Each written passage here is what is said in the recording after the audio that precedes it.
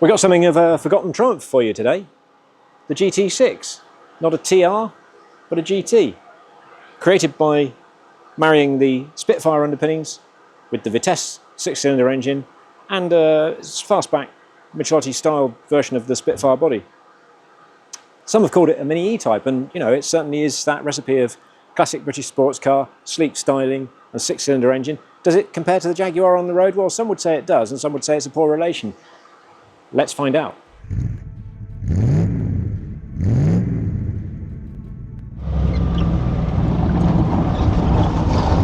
So, if you don't know your old Triumphs, what is a GT6 exactly? Well, I think in modern terms you'd call it platform sharing rather than badge engineering. You know, it's a hardtop Spitfire with a Vitesse engine, so you've basically got a coupe version of the Spitfire body on the same chassis with the 6-cylinder engine that you found in the Vitesse at the time. But that, in a nutshell, is what the GT6 is all about. It's been described as a mini E-Type, and I think if you really want the idea of a 6-cylinder, stylish-looking British classic sports car, and you can't afford an E-Type, I mean, who can? I can't. Then the GT6 fits the bill really nicely. It's a little bit like a shrunken E-Type, and the driving experience in some ways is similar. You know, the 6-pop soundtrack and sports car sort of performance. There's a fascinating story behind the development of the GT6, and it's one of those sagas that could only ever have come out of the British motor industry. When Spitfire was launched in '63, it was a great success, and Triumph quite sensibly thought, well, hang on, we'll sell a few more if we can come up with a coupe version. So they duly commissioned Giovanni Michelotti down in Italy to style a fastback coupe hardtop version, which he did. Trouble was, it looked lovely. It had the side opening tailgate just like an E-Type. It was so heavy, the extra rear bodywork, that the Spitfire engine at the time, which was just 63 horsepower Herald engine, it blunted the performance so badly that it couldn't really be marketed as a sports car. So the plan was put on hold. Until that is, Triumph's racing department discovered that the hardtop body, the fastback style, was a lot more aerodynamic than the regular Spitfire. And of course, they then used it to good effect by creating Le Mans racers. It was the success at Le Mans that inspired Triumph to revisit the idea of a hardtop Spitfire. The cars won first in class and 13th overall. You know, it was a pretty good showing. And this time round, they dropped in the straight 6 engine from the Vitesse, which had more than enough power to compensate for the heavier rear bodywork. 95 horsepower. Suddenly, you had a very different animal from the Spitfire on which it was based. But well, as I said, a sort of shrunken E-Type, 6-cylinder power, tailgate, practicality, and even the option of 2 little rear seats. Originally, the car was going to be called Spitfire GT, but by the time it was launched in '66, they changed their minds. They called it GT6. So the TR6 and the GT6, which sort of sat quite nicely together. And it was pretty unique in the marketplace.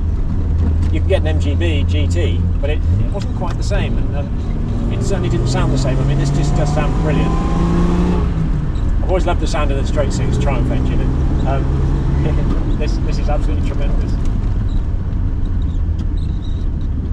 It feels quite quick as well. I mean, you know, you're never going as fast as you think, but on these narrow Fenland roads, it's got ample power, I have to say. Of course, you couldn't, from the factory anyway, get a convertible GT6, and you couldn't get a hardtop Spitfire. This car's got the Webasto style fabric roof, and to be honest, that gives you almost as much open sky as the convertible. You know, think of it as like a Targa or something like that. Of course, one of those urban myths that you always get with classic cars is inevitably attached to the GT6, and it's the handling. The early cars had a simple swing axle suspension, so as you came on and off the throttle, the camber of the rear wheels changed dramatically. A little bit like the old VW Beetle in that respect. And you had to remember not to brake heavily while cornering, because the car would just jack itself up and the centre of gravity would rise, and you know, the whole thing would just become horribly unstable and it would all end in tears. But the way you drive a GT6 today, you're probably never even going to experience that. And there are all sorts of aftermarket conversions you can get. Later cars had Rotoflex couplings. This is a Rotoflex car, which reduced the camber change. And people quite often these days fit proper CV joint conversions, which solve the problem entirely. These are bouncy roads we're on here as well, sort of Fenland country lanes, droves they're called. And yeah, I'm being bounced about, but I don't feel unstable at all. In fact, I feel if this wasn't somebody else's car and there weren't other people on the road, I'd probably go a bit nuts. No, I'm not going to. We've got overdrive as well in this, of course, which is a Triumph signature. It's quiets it down beautifully. So you've got overdrive on 4th and 3rd, so it's a bit like a 6-speed box, really. So We've got a clear road here, so give it some beans and see what it's like. Doesn't they sound great? I think it sounds like an E-Type as well, really. But then I suppose it would, wouldn't it?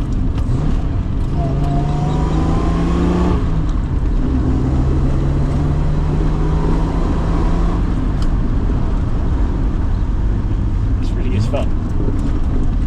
It's not a big car either, so in country lanes, there's oncoming traffic. You don't need to panic, and it's easy to place on the road. But you do feel like you're in something special. You sit low down, and you've got this the traditional wood dashboard.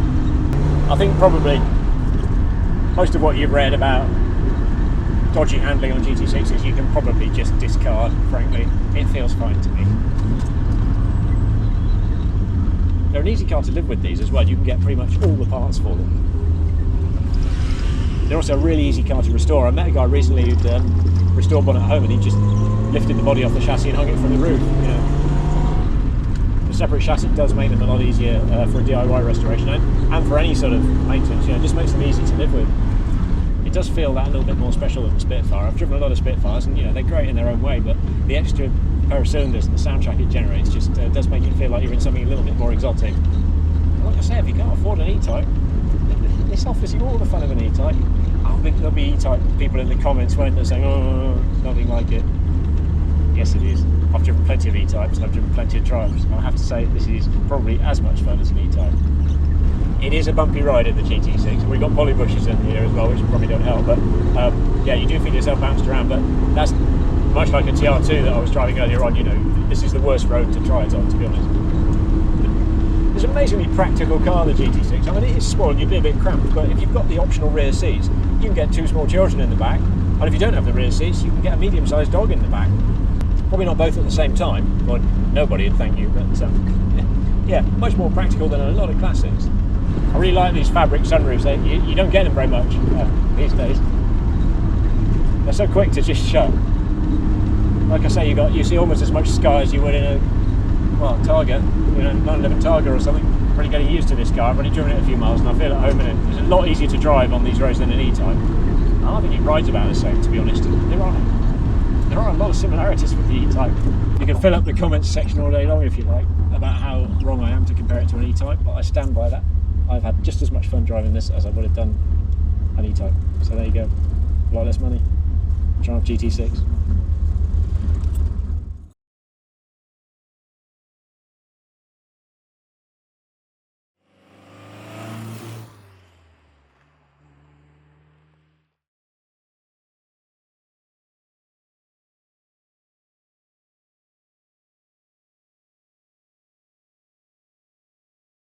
Typical Triumph, you've got this tremendous turning circle.